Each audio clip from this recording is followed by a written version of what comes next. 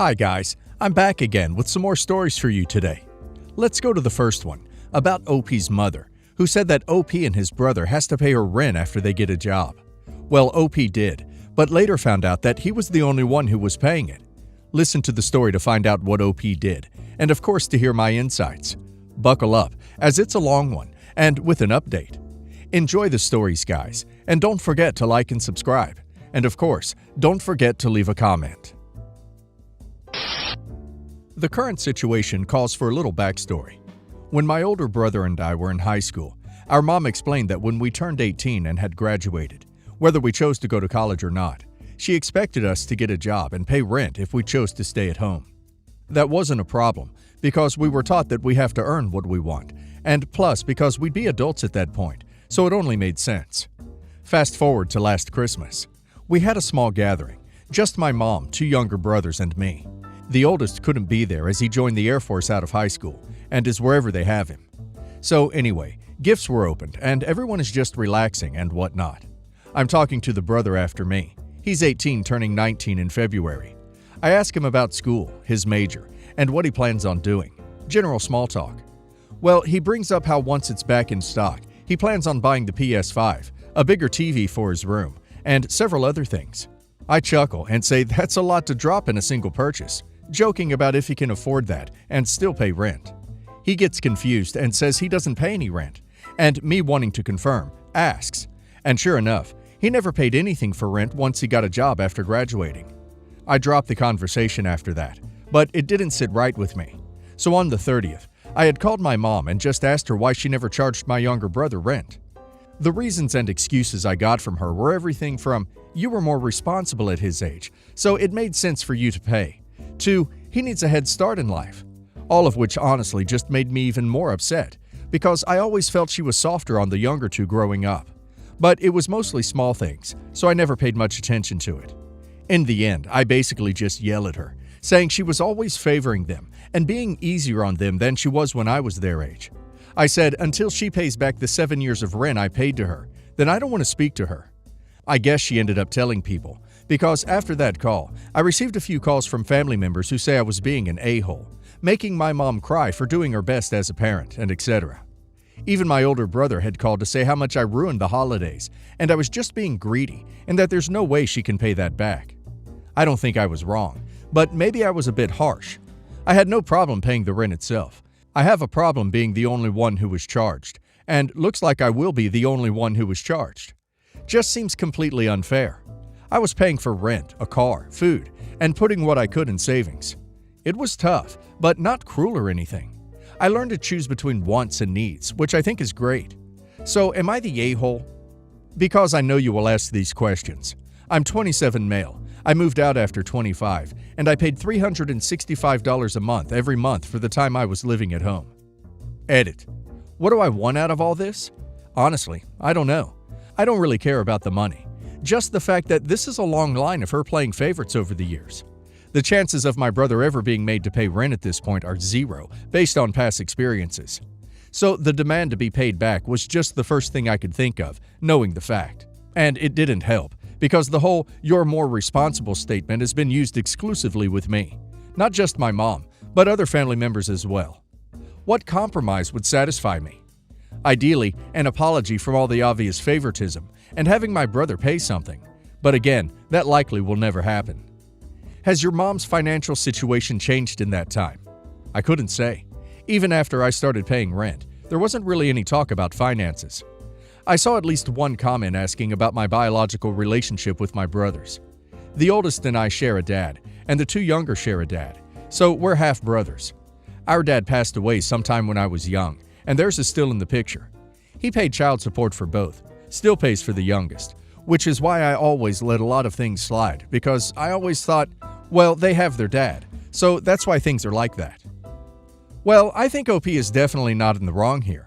So basically, OP paid $30,000 in rent to her that could have gone to a down payment on a house or college expenses, and she thinks that is fair when the other children don't have the same requirements.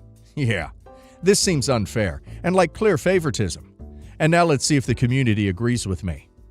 Floppy-eared dog says, "Not the a-hole. It's not about the money. It's about the favoritism and different treatment between siblings. You want to be treated fairly. Instead of apologizing unreservedly, your mom made excuses and turned on the waterworks to turn everyone against you. She's rubbing salt in your wounds, not the a-hole. Terrified Squid says, not the a-hole. My parents did the same thing to me. Not from 18 on, but when I moved back home for less than 8 months. I would have stayed longer, but I needed to get the duck out because my younger sister was living at home, and the favoritism was insane. I had to pay a pretty ridiculous amount of rent, although I will say I just stopped paying at one point when I realized my younger sister had never paid a dime, and sort of dared them to say anything. The favoritism is the thing. TR Rush W says, not the a-hole. This is why I have always thought that there are old people in nursing homes who don't get any visitors, mostly because they pull this kind of crap. If you're gonna play favorites with your children, then you made your bed, and your butt better be prepared to go sleep in it. My husband's, Justin, 34, family is big. His brothers and sisters have kids, and they're all sweet and vibrant. My favorite part when I visit my in-laws is playing with the kids. I'm 32, by the way. Might be a bit embarrassing, but I'm a kid at heart, and spending time with them.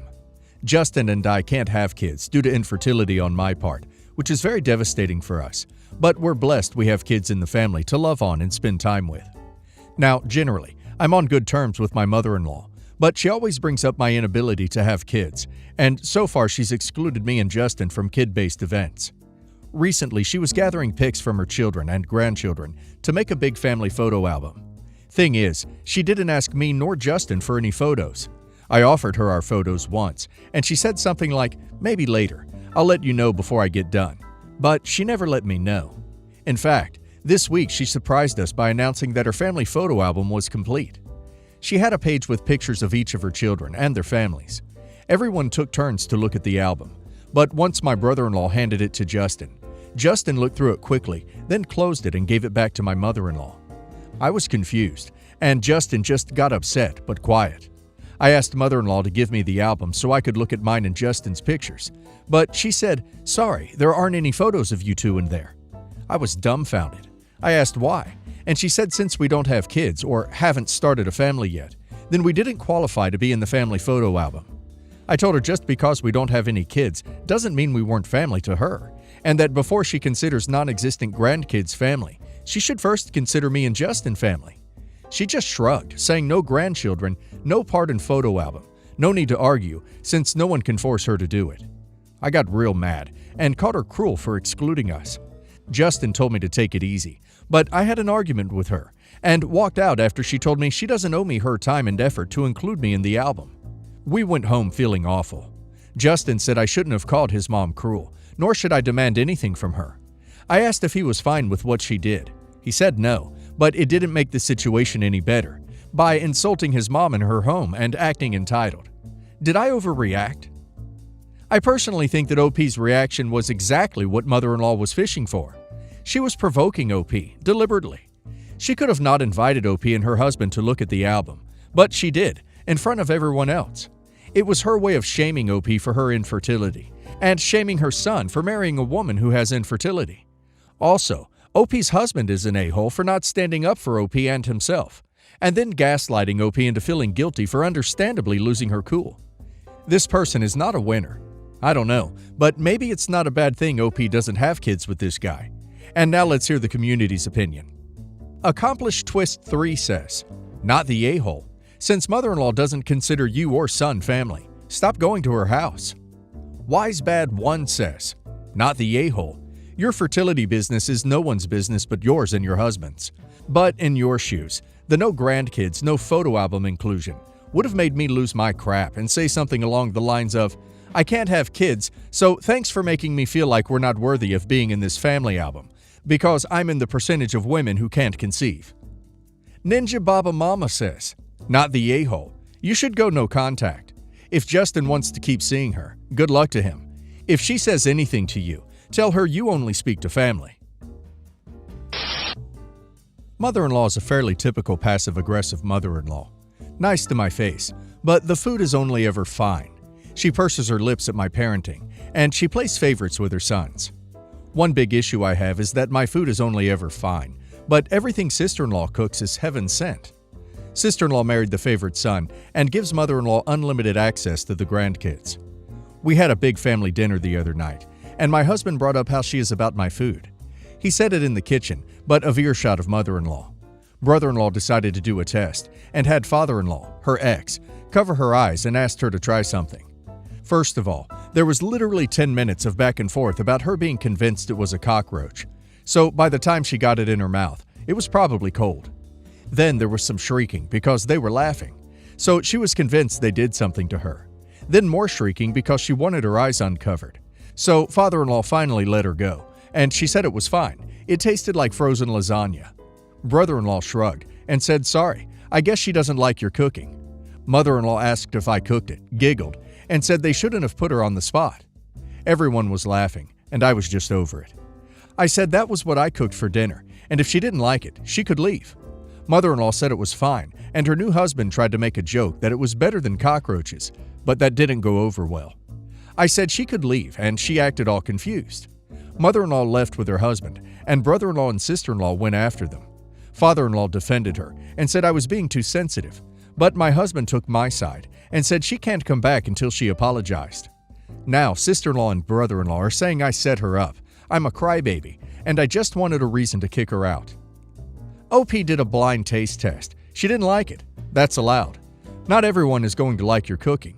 Setting someone up and then getting mad is not okay. Side Fresh says, "You're the a-hole. So you didn't tell her that you cooked it. You made her taste it with your eyes closed and give you her honest opinion. And then you kicked her out because you didn't like her honest opinion? You absolutely set her up, in a manner that appears to be very childish. Brother-in-law is the real problem here." Cotton Candy Cook says, "You didn't agree to a taste test. You didn't ask for it. Neither did your husband. Anyone saying that you're the a-hole hasn't actually read your post. Like, do people actually think that a taste test is blind when it's known that you're cooking, it's at your house, and the narcissist and the golden child are the ones doing the taste test? Your brother-in-law and mother-in-law set you up. Obviously, a blind taste test isn't blind when they're at your house. They did this specifically to hurt you, because it's fun to kick the scapegoat child and his scapegoat wife down and make jokes at their expense. Good ducking riddance. You didn't kick them out because mother-in-law didn't like your food. You kicked them out because your husband's entire family thought it was fun to purposely make fun of your food when you cooked them dinner. A decent person would have said, "Yum, I love lasagna." Not, "Ew, gross, frozen lasagna," when obviously a family member made the food. Not the a-hole. .NET Developer Dude says, "Why not have the sister-in-law make an elaborate meal, and then you pretend you made it, and then have the sister-in-law ask about the taste afterwards privately? That would seal the deal." My first wife had D problems and still got primary custody of our son. I was young and didn't fight her on custody, and when he got older, we weren't close, so I felt awkward asking him to live with us. She tried to prevent us from communicating and moved around a lot, so it was always hard to spend any time with him until he got his own phone. But now I have spent more time with him, and now we are close. My second wife is hardworking and very financially successful as an engineer. In fact, she makes more than me. Our daughter takes after her. She's a straight-A student and is going to be back in school to be a nursing practitioner soon. My wife is angry with me because my daughter and I aren't close. She goes to her mom for everything and doesn't speak to me much. We were close when she was young, but since high school, it's like she pretends I don't exist. I try to reach out, but it's met with silence. I think my wife poisoned her against me because I've spent most of my money on my son. My wife told my daughter I didn't pay for a cent of college for her, and my wife did all the saving for her college fund. I didn't really contribute to my daughter's college fund. I didn't pay for any piano lessons, etc. I did pay for half of the family expenses with my wife, like the mortgage, but my extra money has been going to my son. Partly child support, but I've also been contributing outside of that. He didn't finish school with good enough grades for college. I gave him money to upgrade his grades and helped him get a place to start college. He got 2 semesters in and then left because he was depressed. He has a lot of issues from growing up with his mother, and I feel partly responsible because I didn't try to fight for custody. I gave him money for rent, and he has issues holding down a job, so he needs support. My daughter recently reached out with a schedule for her and her fiancé's wedding. It had his and mom's dance, but not the father-daughter one. I was confused and asked my daughter about that, and she replied, "We aren't close enough for that." I was shocked and asked her why she would consider us not close, and she said, "Well, you basically disinherited me."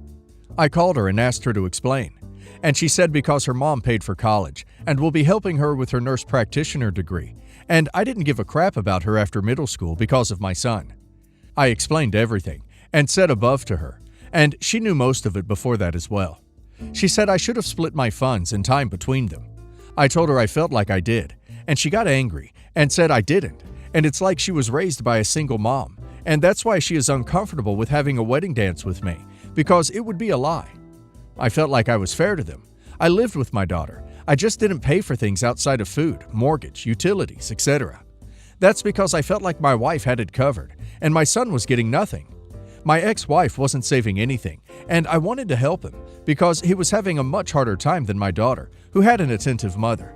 But she felt I was prioritizing my son, and in her words, disinherited her.